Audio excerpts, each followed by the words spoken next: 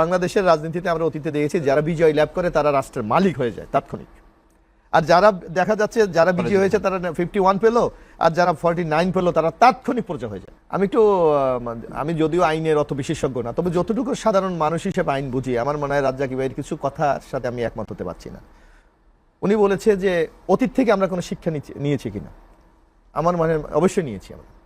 যেমন আপনি দেখবেন বাংলাদেশের ঐতিহ্যগত নির্বাচনের যদি আপনার পূর্ব ইতিহাসগুলি দেখেন, নির্বাচনের পর বিজয়ী দল এবং যারা পরাজিত দল হয় এদের মধ্যে কিন্তু একটা বাকযুদ্ধ চলে। নির্বাচন কারচুরি হয়েছে, নির্বাচন ইঞ্জিনিয়ারিং হয়েছে, কিন্তু this is the first time সবাই কিন্তু রেজাল্টটা মেনে নিয়েছে এবং কোনো অভিযোগ নাই। এটা কি আমরা শিক্ষা নিইনি? অবশ্যই।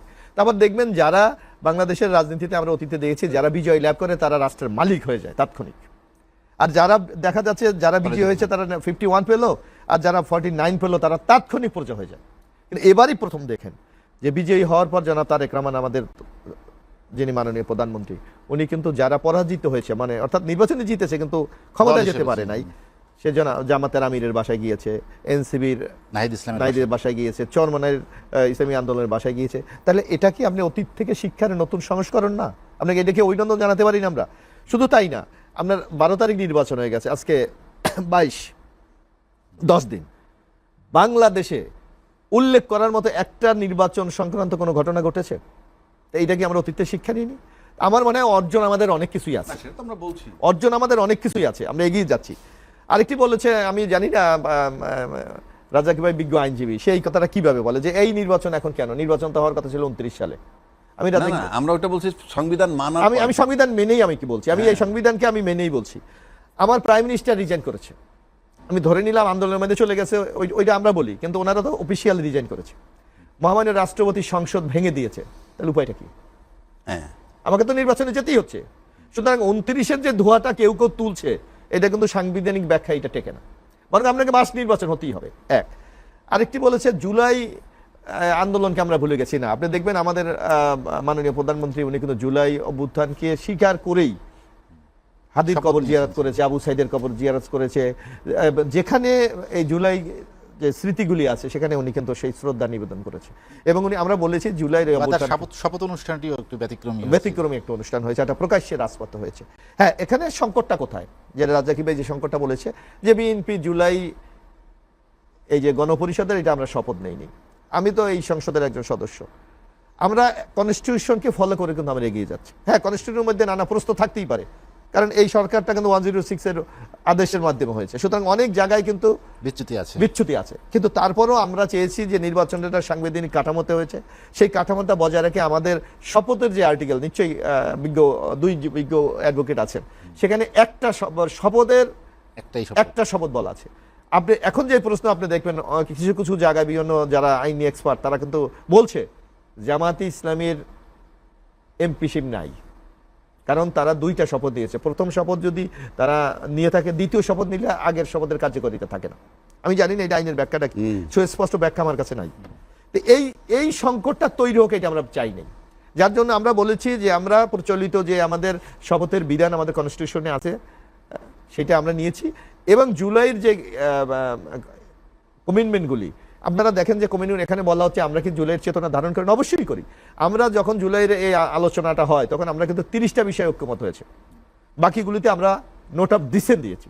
এবং আমরা যখন এই ঐক্যমত কমিশনের রিপোর্টটা প্রথম প্রকাশিত হয় তখন কিন্তু নোট অফ ডিসেন্ট তারা প্রকাশ করেছিলেন, কিন্তু যখন সিগনেচারের জন্য এটা রাজনৈতিক আহ্বান করা হয়েছে তখন এই তারা নোট অফ ডিসেন্টটাকে অ্যাভয়েড করেছে।